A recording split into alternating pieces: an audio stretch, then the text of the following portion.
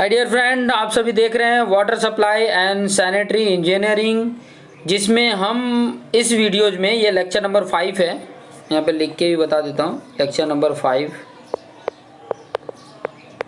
और lecture number 5 में हम देखने वाले हैं duties of public health engineering. जो पब्लिक हेल्थ इंजीनियरिंग है उनकी ड्यूटीज़ क्या है, उनके कर्तव्य क्या हैं, उनकी काम जो करना है, उनकी जो रिस्पॉन्सिबिलिटी दी गई है वो है क्या। ठीक है, तो पहली रिस्पॉन्सिबिलिटी देख सकते हैं, the engineer should have perfect knowledge about, किसका परफेक्ट नॉलेज होना चाहिए, प्लानिंग का, डिजाइनिंग का, कंस्ट्रक्शन का and maintenance of water work और सैनिटरी वर्क का। सैनिटरी वर्क हो चाहे मेंटेनेंस वर्क हो, वो जो भी है, वाटर वर्क है चाहे सैनिटरी वर्क है, उसके मेंटेनेंस का, उसके कंस्ट्रक्शन का, उसके डिजाइनिंग का, उसके प्लानिंग का परफेक्ट नॉलेज होना चाहिए। Should have perfect knowledge. ठीक है, नेक्स्ट पॉइंट देख सकते हैं, सेकंड पॉइंट क्या बोल रहा है, he must be capable to operate the water work. वो कैपेबल होना ही चाहिए, कैसा ऑपरेट कर सके वाटर वर्क को बिना फेल के। And should supply the safe portable water. Safe मतलब सुरक्षित पानी, पोर्टेबल वाटर मतलब पीने योग्य पानी पब्लिक तक, जो उनकी डिज़ायर है वहाँ तक उनकी डिज़ायर फुलफिल कर सके, इस प्रकार का कैपेबल होना चाहिए। नेक्स्ट थर्ड नंबर का आप देख सकते हैं, थर्ड नंबर में क्या बोला, he should be able to detect the possible cause of contamination of water sources and should take necessary measure to prevent such contamination। मतलब उसके अंदर ये योग्यता होनी चाहिए कि वो जो उसके अंदर वाटर का जो कंटामिनेशन होता है, जिसके कारण मतलब बीमारियां हो सकती हैं, तो उसको रोकने के लिए उसके क्या क्या सोर्सेस हो सकते हैं, उसकी आवश्यक जो भी मेजर करने वाले टेक्निक होते हैं वो उसको योग्यता होनी चाहिए, उसको पता होना चाहिए। फोर्थ नंबर में बताएं, ही should know the various water treatment method. उसे ये भी पता होना चाहिए कि कौन कौन से ट्रीटमेंट मेथड हैं, कौन कौन से डिफरेंट ट्रीटमेंट मेथड हैं जिसका यूज़ करके वो वाटर या लिक्विड को ट्रीटेड कर सकते, वाटर को ट्रीटेड कर सकते, क्योंकि वाटर की ही बात कर रहे हैं। फिफ्थ नंबर पे देखेंगे, he should know the laboratory test which may be required for the treatment work, कि जो भी इसकी ट्रीटेड करने के लिए वाटर के लेबोरेटरी में क्या टेस्ट होते हैं, ये चीज़ें उसको पता होनी चाहिए। ठीक है, जो भी ट्रीटमेंट वर्क होते हैं उसके लिए रिक्वायर्ड जो भी ज़रूरत है और लेबोरेटरी में कैसे टेस्ट करते हैं वो इसका नॉलेज होना चाहिए। 6 नंबर वाले पॉइंट पे देखोगे तो he should be aware of the latest technique and method of water purification.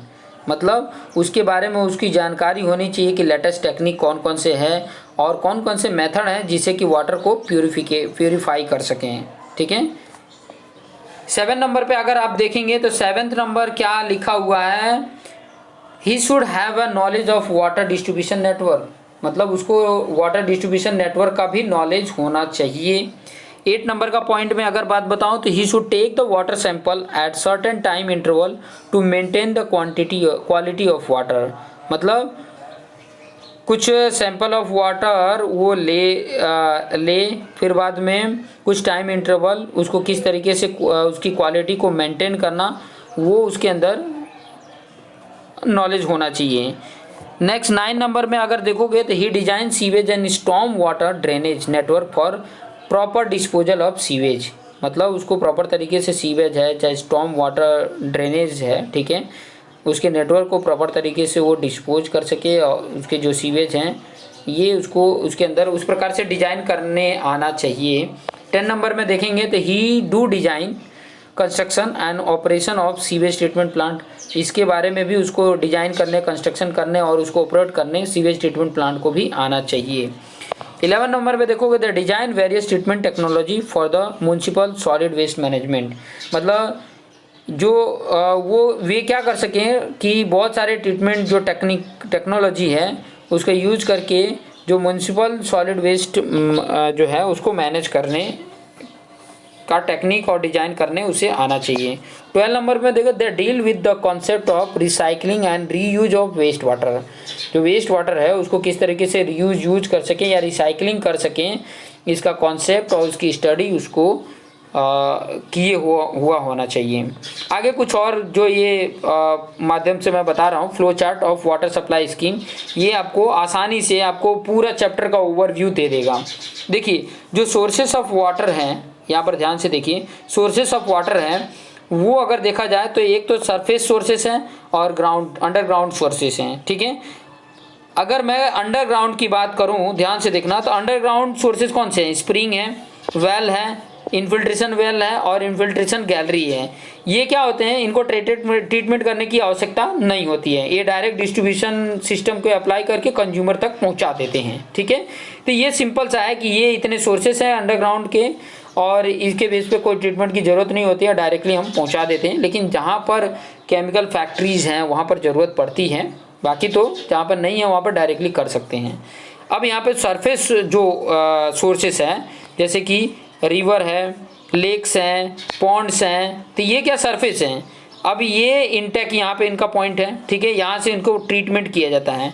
अब ट्रीटमेंट किस तरीके से किया जाता है? जैसे कि plain sedimentation with coagulation, filtration, disinfection या मिसलेनियस ट्रीटमेंट करके डिस्ट्रीब्यूशन सिस्टम का यूज करके, या तो बाय ग्रेविटी या बाय पंपिंग सिस्टम या बाय डुअल सिस्टम, दोनों सिस्टम अप्लाई करके और वाटर जो मेन वाटर है उसको कहाँ पहुँचाते हैं? डिफरेंट ब्रांचों के माध्यम से, पाइप के माध्यम से कंज्यूमर तक पहुँचा देते हैं, ठीक है। और कंज्यूमर्स के पास के जाता ही है तो फिर बाद में क्या हो जाता है? वाटर जो हो जाता है वो वेस्ट हो जाता है, वेस्ट वाटर हो जाता है। कंज्यूमर के पास से जब वाटर निकलेगा तो वो वेस्ट वाटर ही निकलेगा। तो इस तरीके का सिस्टम है जिसका यूज करके हम लोगों तक पहुंचाते हैं, जो हमारे पास सोर्सेस ऑफ वाटर है उसको पहुंचाने का ये तरीका है। तो ये चीज़ें आपको आइडिया मिल गई होंगी, इसके बारे में नॉलेज भी मिल गए होंगे। तो आप इस नॉलेज को गेन करिए, इनको समझिए और अपने आप को बेस्ट बनाने का प्रयास करिए। तो देखते रहिए और अपने आप को बेस्ट बनाते रहिए। Thank you for watching this video.